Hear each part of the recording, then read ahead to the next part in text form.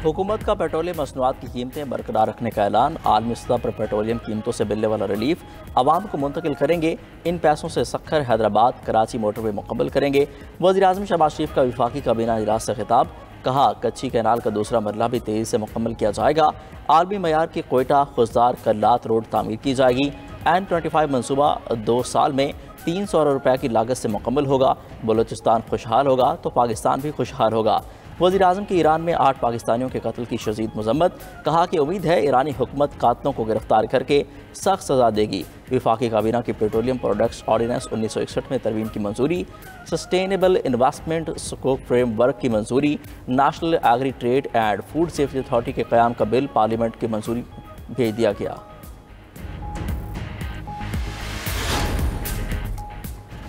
Overseas Pakistani मुल्क के खिलाफ प्रोपेगेंडे का जवाब दें। वतन की खातिर जान कुर्बान करने वालों के खिलाफ हर्जा सराई से बड़ा कोई जुर्म नहीं हो सकता। वज़ीर-ए-आज़म शहबाज शरीफ का समंदर पार पाकिस्तानियों के कन्वेंशन से खिताब। समंदर पार पाकिस्तानियों के लिए खसूसी अदालतें कायम करने का ऐलान।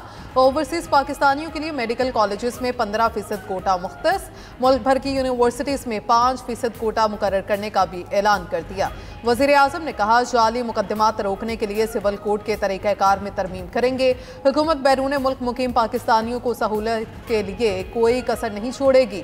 पाकिस्तान का दिफा महफूज हाथों में है। कोई हमारी तरफ मैली आंख से नहीं देख सकता। दहशत गर्दों के सहूलतकारों का पता है। फाश गलतियों की वजह से मुल्क में दहशत गर्दी वापस आई। दहशतगर्दों की 10 नस्लें भी बलूचिस्तान और पाकिस्तान का कुछ नहीं बिगाड़ सकती। बलूचिस्तान पाकिस्तान की तकदीर और हमारे माथे का झूमर है। क्या मुट्ठी भर दहशतगर्द पाकिस्तान की तकदीर का फैसला कर सकते हैं? Army chief general Saeed Asim Munir का ओवरसीज पाकिस्तानी कन्वेंशन से खिताब। कहा, गयूर अवाम साथ है तो आपकी फौज हर मुश्किल से आसानी से निमट सकती है।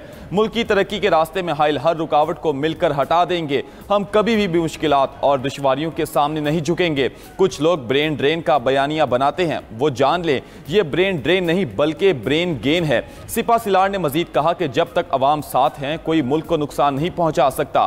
पाकिस्तान की तरक्की का सफर जारी है। सवाल ये नहीं पाकिस्तान ने कब तरक्की करनी है, असल सवाल ये है कि पाकिस्तान ने कितनी तेजी से तरक्की करनी है। Army chief general Asim Munir ने मजीद कहा, कश्मीर पाकिस्तान की शह रखता है और हमेशा रहेगा। फिच ने पाकिस्तान का माशी आउटलुक मनफी से मुस्तहकम कर दिया। फिच ने पाकिस्तान की रेटिंग CCC+ से B- कर दी। आउटलुक मुस्तहकम होने से हुकूमत का माली खसारा 6% तक महदूद रहने का इम्कान। फिच के मुताबिक मुल्की कर्जों का तनासब कम होकर 67% पर आ गया। शरह नमू 3%, महंगाई की शरह 5% तक आने की पेशगोई। तरसीलात ज़र में इजाफे से करंट अकाउंट सरप्लस में बदल गया। ज़र मुबादला ज़खायर $18 अरब तक पहुँच गए हैं। पाकिस्तान को अब भी $9 अरब की बैरूनी अदायगियाँ करनी हैं। चीन से कर्जों की रीफाइनेंसिंग पर इन्हिसार बरकरार। फिच ने सियासी दबाव और सिक्योरिटी खतरात अहम चैलेंज करार दे दिए। वज़ीर ख़जाना मोहम्मद औरंगज़ेब का फिच की तरफ से रेटिंग अपग्रेड करने का खैर मकदम। कहा, फिच का इक़दाम मौशी इस्लाहात और पॉलिसियों पर एतमाद का इजहार है। मुल्क में मज़ीद सरमायाकारी, तिजारत, रोज़गार के मौके बढ़ेंगे। बानी पीटीआई ने किसी को भी डायलॉग का इख्तियार देने की तरतीब कर दी। चेयरमैन पीटीआई बैरिस्टर गौहर की इस्लामाबाद में मीडिया से गुफ्तगू। कहा, डायलॉग या डील का तासुर दिया जा रहा है। बानी चेयरमैन ने कहा, किसी को भी डायलॉग का इख्तियार नहीं दिया। वज़ीर आला खैबर पख्तूनख्वा की बानी पीटीआई से मुलाकात होने तक मिनरल्स बिल की मंजूरी नहीं दी जाएगी। मुझ समेत 5 वकला की बानी पीटीआई से मुलाकात हुई है। बानी चेयरमैन से उनकी फैमिली को आज भी मिलने नहीं दिया गया। अहले खाना को मुलाकात से रोकना तौहीन अदालत है। सलमान अकरम राजा बोले, मुलाकात के लिए पिक एंड चूज का इख्तियार इंतजामिया को नहीं दे सकते। मुलाकात के लिए अदालत के दिए फैसले पर अमल नहीं हो रहा। अलीमा खान ने कहा कि 1 महीना हो गया अपने भाई से नहीं मिले। पुलिस ने जुमेरात को मुलाकात की यकीन दहानी कराई है। पुलिस की यकीन दहानी के बाद बानी चेयरमैन की बहनें गोरखपुर नाके से वापस चली गई।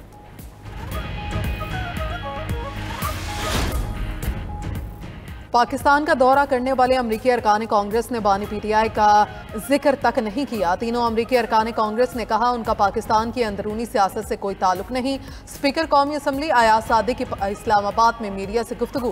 कहा, अमरीकी वफ्द से मुलाकात में बैरिस्टर गौहर और आमिर डोगर को डिनर पर बुलाया था। आतिफ खान और अमजद खान को मैंने नहीं बुलाया। इसका कॉल और व्हाट्सएप रिकॉर्ड मौजूद है। उधर चेयरमैन पीटीआई बैरिस्टर गौहर कहते हैं, स्पीकर ऑफिस से कोई दावतनामा नहीं मिला, ना ही स्पीकर के स्टाफ ने मुझे कोई कॉल की, हम इस मामले को यहीं खत्म करते हैं।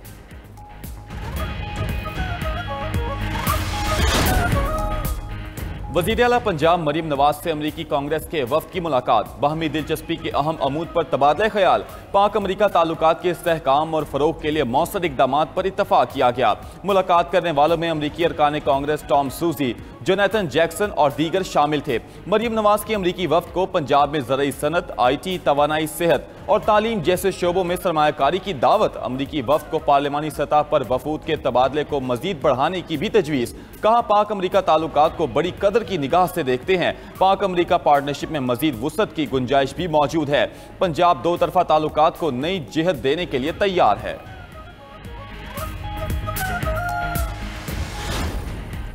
पंजाब और सिंध पानी के मामले पर आमने सामने। पंजाब ने सिंध पर पानी की गैर मुनसिफाना तकसीम के इल्ज़ामात लगा दिए। पानी की जानिबदाराना और नाइंसाफ़ी पर मबनी तकसीम पर इरसा को ख़त भी लिख दिया। पंजाब हुकूमत ने मौक़िफ़ अख्तियार किया। पंजाब को शेयर से कम और सिंध को ज़्यादा पानी देने से किसानों में बेचैनी बढ़ रही है। ऐसे गैर मुनसिफाना इक़दामात से अमन व अमान के मसले पैदा हो सकते हैं। इरसा ने सिंध को ज़्यादा पानी देने के पंजाब की हुकूमत के दावे को मुस्तरद कर दिया। दूसरी तरफ सिंध हुकूमत ने तकरारी TP लिंक कैनाल खोलने पर इरसा को ख़त भी लिख दिया। वज़ीर आबपाशी सिंध का TP लिंक कैनाल को फौरी तौर पर बंद करने का मुतालबा। जाम शोरों ने इरसा को लिखे ख़त में मौक़िफ़ अख्तियार किया। सिंध को इस वक्त 62% पानी की किल्लत का सामना है। पंजाब की नहरें 54% पानी की किल्लत बर्दाश्त कर रही हैं। TP लिंक कैनाल खोलने से सिंध में पानी की किल्लत बढ़ जाएगी। इरसा TP लिंक कैनाल को फौरी तौर पर बंद कर दे।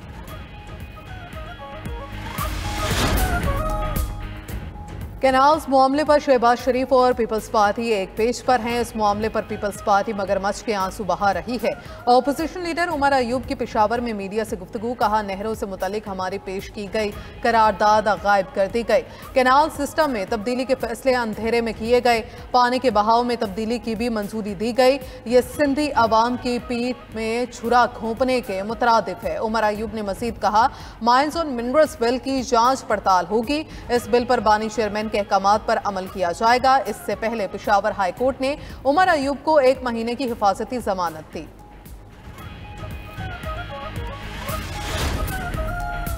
पाकिस्तान में पानी के तमाम बड़े मंसूबे ताखीर का शिकार होने का इंकशाफ। वजारत आबी वसाइल ने पब्लिक अकाउंट्स कमेटी के इजलास में रिपोर्ट पेश कर दी। रिपोर्ट के मुताबिक पानी के 7 बड़े मंसूबों में से सिर्फ एक पर 50% तक काम मुकम्मल हुआ। दियामर बादशाह डैम पर 15%, दासू डैम पर 21%, मोहमिन डैम पर 33% काम मुकम्मल हो सका। सलीम मांडवी वाला ने कहा, हैरानी है, पानी का कोई एक मंसूबा भी मुकम्मल नहीं हो सका। दासू डैम का 4 अरब का मंसूबा 36 अरब तक पहुंचने पर कमेटी अरकान बरहम। PAC इजलास में चेयरमैन वापडा सज्जाद गनी और कमेटी अरकान में नोक झोंक भी हुई। सुप्रीम कोर्ट ने 9 मई के अहम मुकदमात समाअत के लिए मुकर्रर कर दिए। बानी PTI का जिस्मानी रिमांड न देने के खिलाफ पंजाब हुकूमत की अपीलें मुकर्रर। बानी PTI की जमानत कबल अज़ गिरफ्तारी बहाल करने के खिलाफ भी अपीलें मुकर्रर। GHQ हमला केस में शेख रशीद की बरियत की दरख्वास्त भी समाअत के लिए मुकर्रर। अदालत ने सनम जावेद की जमानत मनसूखी की अपील भी मुकर्रर कर दी। फवाद चौधरी के इंसदाद दहशतगर्दी अदालतों से मुतल्लिका दस्तावेज़ात ना मिलने की दरख्वास्त मुकर्रर। चीफ जस्टिस पाकिस्तान जस्टिस जाया अफरीदी की सरबराही में 3 रुकनी बेंच आज मुकदमात की समाअत करेगा।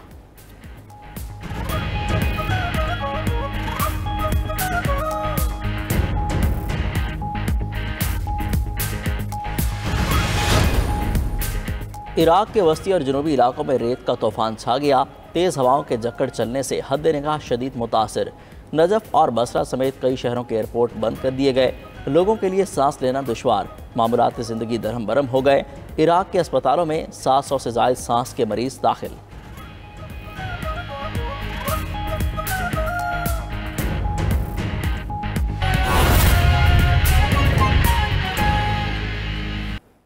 यहां अहम खबर शामिल करें कि इस्लामाबाद, रावलपिंडी और लाहौर समेत कई इलाकों में ज़लज़ले के झटके।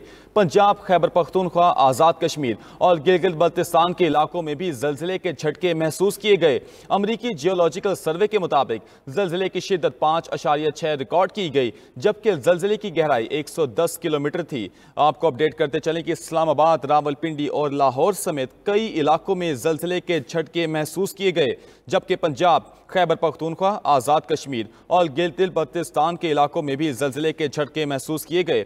अमरीकी जियोलॉजिकल सर्वे के मुताबिक ज़लज़ले की शिद्दत 5.6 रिकॉर्ड की गई, जबकि ज़लज़ले की गहराई 110 किलोमीटर थी।